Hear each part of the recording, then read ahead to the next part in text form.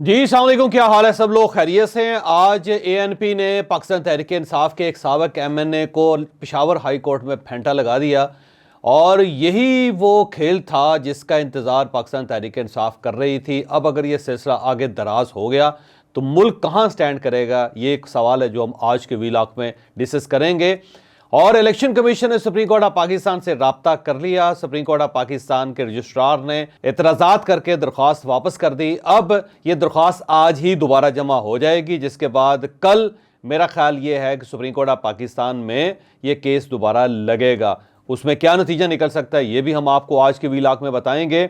और पाकिस्तान तहरीक इंसाफ आज रात 11 बजे अपने उम्मीदवारों की लिस्टें जारी कर रही है। उसमें किस किस को टिकट मिल सकते हैं ये भी हम आपको आज के व्लॉग में बताएंगे। और पाकिस्तान मुस्लिम लीग नून ने आईपीपी यानी इस्तेहकाम पाकिस्तान पार्टी को कितनी सीटें दी और पाकिस्तान मुस्लिम लीग काफ के साथ उन्होंने क्या सीट एडजस्टमेंट की, ये भी हम आपको आज के व्लॉग में बताएंगे।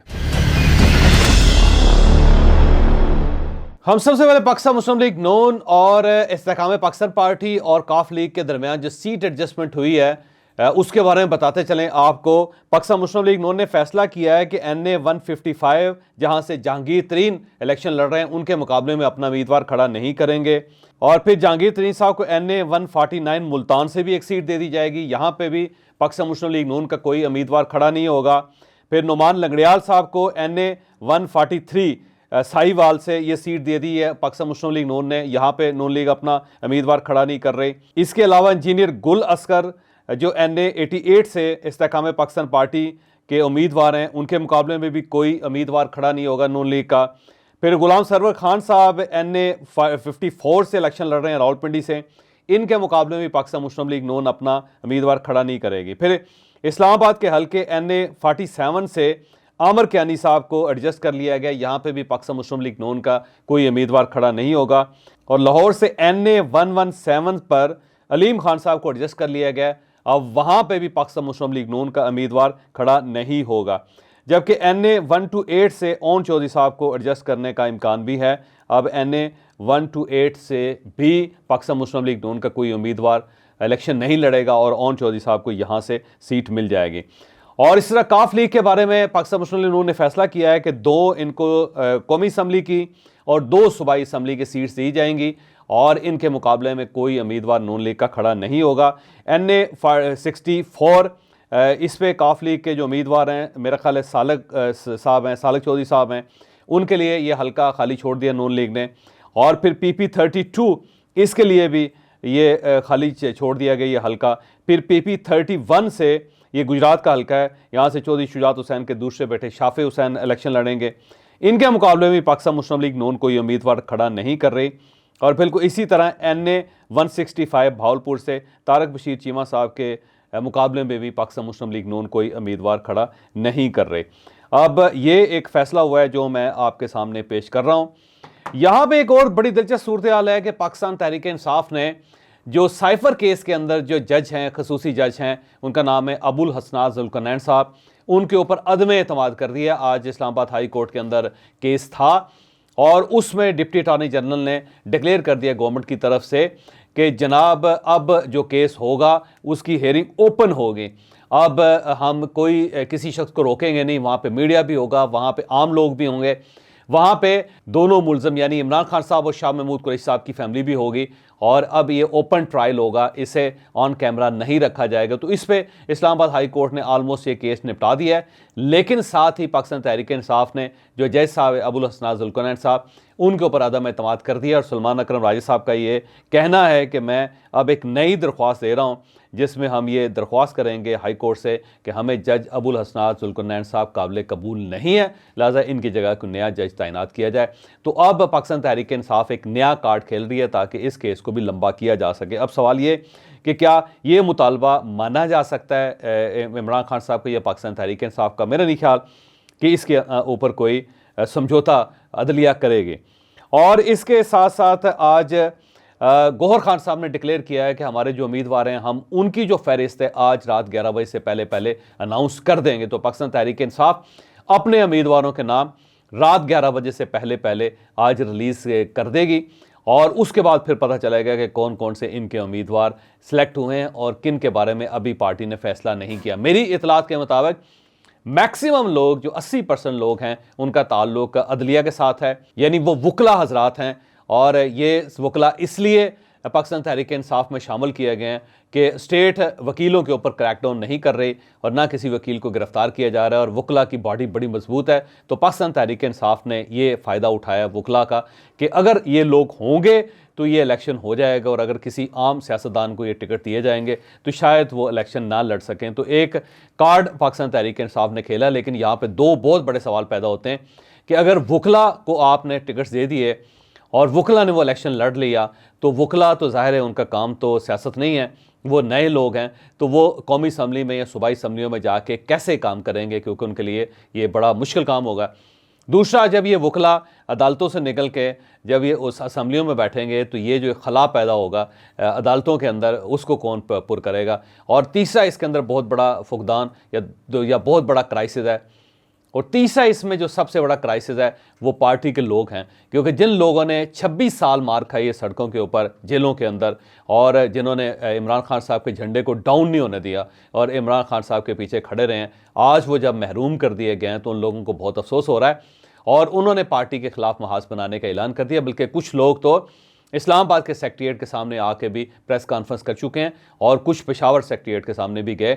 तो अब अगर जो ही टिकटें अनाउंस होती हैं तो ये लोग एक नई बॉडी बनाएंगे और वो एक कैंपेन करेंगे पाकिस्तान तहरीक इंसाफ के खिलाफ, और ये कहेंगे कि असल उम्मीदवार हम हैं, क्योंकि हमने भी कागजात जमा करवाए हैं, हमने इस पार्टी के लिए खून भी दिया है, हड्डियाँ भी दी हैं, जान भी दी है, और अब हमें महरूम किया जा रहा है और हमारे टिकट्स जो हैं वो उन वकला को दिए जा रहे हैं जिन्हें जुमा 8 दिन इस पार्टी के अंदर नहीं हुए।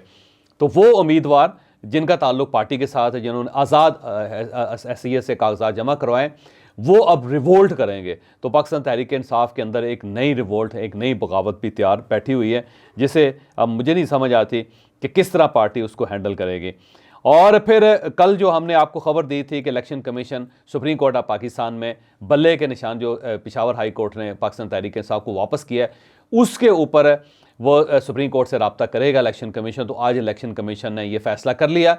उसके बाद दरख्वास्त लेके वो सुप्रीम कोर्ट ऑफ पाकिस्तान गए, लेकिन रजिस्ट्रार साहब ने उसके ऊपर कुछ एतराज़ात लगाए। जो पहला एतराज़ था और सबसे बड़ा एतराज़ था कि जो आपने कापीज़ लगाई हैं वो रीडेबल नहीं है, तो आप रीडेबल डॉक्यूमेंट से इसके अंदर लगाएं ताकि फिर आपकी दरख्वास्त सुनी जाए। तो अब इलेक्शन कमीशन के पास वो दरख्वास्त वापस आ गई।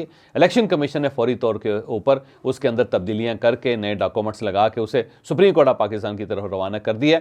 मेरा ख्याल है आज रात या कल सुबह तक इसके ऊपर बेंच बन जाएगा और कल आप इसकी कार्रवाई लाइव देखेंगे, क्योंकि चीफ जस्टिस ऑफ पाकिस्तान ये कार्रवाई भी पूरी कौम को लाइव दिखाना चाहते हैं। तो कल आप देखिएगा कि सुप्रीम कोर्ट के अंदर इलेक्शन कमीशन जीतता है या फिर पाकिस्तान तहरीक इंसाफ जीतती है। मेरी इतलात ये हैं तो शायद पाकिस्तान तहरीक इंसाफ को सुप्रीम कोर्ट से कोई बहुत बड़ी खुशखबरी ना मिल सके और बल्ला हो सकता है इनके हाथ से दोबारा निकल जाए। एक वाकया आज हुआ जिसका जिक्र मैंने वीला के शुरू में किया था। आज पेशावर हाई कोर्ट में अमल वली खान साहब की समाअत थी।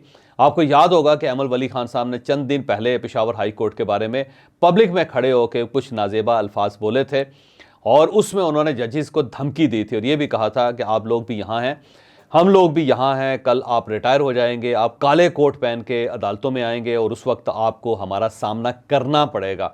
तो बड़ी खौफनाक धमकी थी, बल्कि उसमें कुछ ऐसे अल्फाज भी हैं जिनको मैं आपके सामने दोहरा नहीं सकता। तो उसके बाद पाकिस्तान तहरीक इंसाफ के एक साबिक MNA हैं फजल मोहम्मद खान, उन्होंने इनके खिलाफ दरख्वास्त दे दी थी तौहीन अदालत के। तो आज chief justice Peshawar high court ने इस दरख्वास्त पर समाअत की। उन्होंने अमल खान वली को बुलवाया और उनसे अदालत में पूछा कि जनाब आपने इस किस्म के अल्फाज क्यों कहे थे। तो वहाँ बड़ी दिलचस्प किस्म की सूरत हाल थी, मुकालमा बड़ा दिलचस्प हुआ।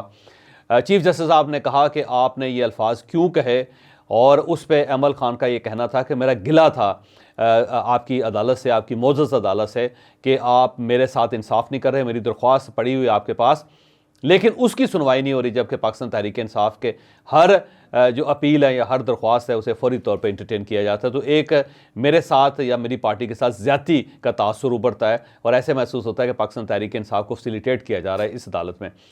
तो जज साहब का, चीफ जस्टिस साहब का ये कहना था कि गिला तो औरतें किया करती हैं, मर्द तो गिला नहीं करते, आपको चाहिए था कि आप मेरे पास आ जाते, यानी आप मर्द बनते और सीधे मेरे पास आते। तो उस पर एमएल खान साहब का ये कहना था कि हमने कोशिश की लेकिन आपसे राब्ता नहीं हो सका था। तो बहरहाल चीफ जस्टिस साहब ने कहा कि जब आपने धमकी दी तो उसके बाद मेरी फैमिली ने कहा कि क्या हमने पेशावर में रहना है या फिर हमने यहाँ से नकल मकानी करनी है। तो मैंने उनको हंसते हुए कहा था कि अगर वो पठान है तो मैं भी पठान हूँ, फिक्र ना करें। फिर चीफ जस्टिस साहब ने यह भी कहा कि आपका ख़ानदान जो है वो बड़ा मोअज़्ज़ज़ है, आपके जो दादा थे वो हमारे लिए भी बड़े मोहतरम थे, फिर आपके वालिद साहब हमारे लिए बहुत मोहतरम है, आप भी हमारे लिए बहुत मोहतरम है। तो हमारा ख्याल ये है कि आपको ये लाइन नहीं लेनी चाहिए, आपको अपनी टोन ठीक करनी चाहिए।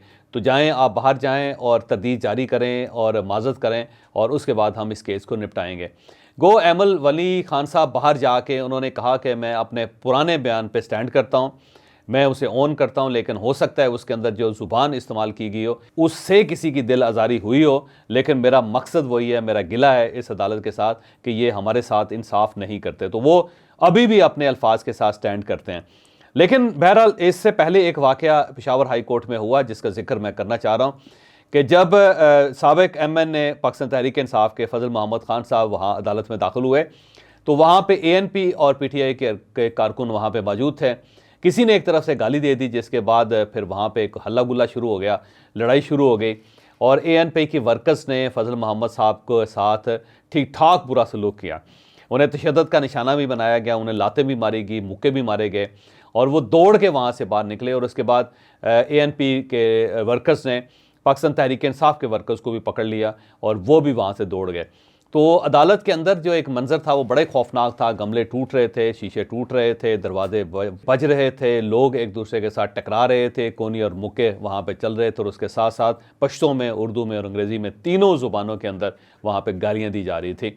तो एक खौफनाक किस्म का मंजर था और वो मंजर अगर आपने अपने मोबाइल फ़ोन्स और टेलीविजन्स पे देखा हो तो यकीनन आपको भी बहुत अफसोस होगा कि कभी अदालतों के अंदर इस किस्म का माहौल नहीं होता था। वहाँ पे तो सब लोग जज के एहतराम में खड़े हो जाते हैं और उसके बाद माय लॉर्ड कहते हैं, ऊंचा सांस नहीं लेते, कोई बंदा खा पी नहीं सकता, वहाँ पे कोई बद तहजीबी और बद कलामी नहीं कर सकता। लेकिन उसी अदालत के अंदर वहाँ पे ठीक ठाक किस्म की टैं पटास हो गई, लोगों ने एक दूसरे के ऊपर गमले फेंकने शुरू कर दिए, मुक्के मारने शुरू कर दिए और गालियाँ ओपनली देनी शुरू कर दी। पुलिस ने बड़ी मुश्किल से फजल मोहम्मद साहब को बचाया और बचा के उन्हें दौड़ा के पार्किंग में उनकी गाड़ी में बिठाया और फिर गाड़ी वहाँ से चली गई। अब मेरा ज़ाती ख्याल ये है कि शायद पाकिस्तान तहरीक इंसाफ इसी किस्म के मंजर देखना चाहती थी, इसीलिए जो एग्रेशन पाकिस्तान के अंदर फैलाया गया है उसका ज़िम्मेदार सिर्फ और सिर्फ पाकिस्तान तहरीक इंसाफ है, क्योंकि यहाँ पे बड़ी रवादारी होती थी, लोग बर्दाश्त करते थे, लोग सियासी मुखालफिन के जलसों के सामने खड़े होकर भी किसी किस्म की बात नहीं करते थे। दो बल्कि जलसे आमने सामने होते थे, दोनों एक दूसरे के जानी दुश्मन होते थे, ना इस तरफ से कोई गाली दी जाती थी ना उस तरफ से कोई गमला आता था। लेकिन आज पेशावर हाई कोर्ट के अंदर ये वाक़या पेश आ गया और ये वाक़या साबित करता है कि अगर मामलात को कंट्रोल ना किया गया, अगर हॉर्सेस को कंट्रोल ना किया गया तो फिर वो वक्त दूर नहीं है कि ये मंजर गली गली होंगे और शायद फिर पाकिस्तान को बचाना इतना आसान काम नहीं होगा। तो मेरी दरख्वास्त ये है कि अक्ल को हाथ मारें, को खुदा खौफी करें और टेम्परेचर को लो करें, क्योंकि जितना टेम्परेचर आप हाई करते चले जा रहे हैं इसका नुकसान आपको, आपके ख़ानदान को, आपकी पार्टी को और पूरे मुल्क को होगा। मुल्क को बचाएं, अपने ख़ानदान को बचाएं, अपने आप को बचाएं, क्योंकि ये वो आग है जो बिल आखिर कभी ना कभी आप तक ज़रूर पहुंचेगी। और अगर आपको ये यकीन नहीं है तो आप फजल मोहम्मद खान साहब से ये पूछ लें।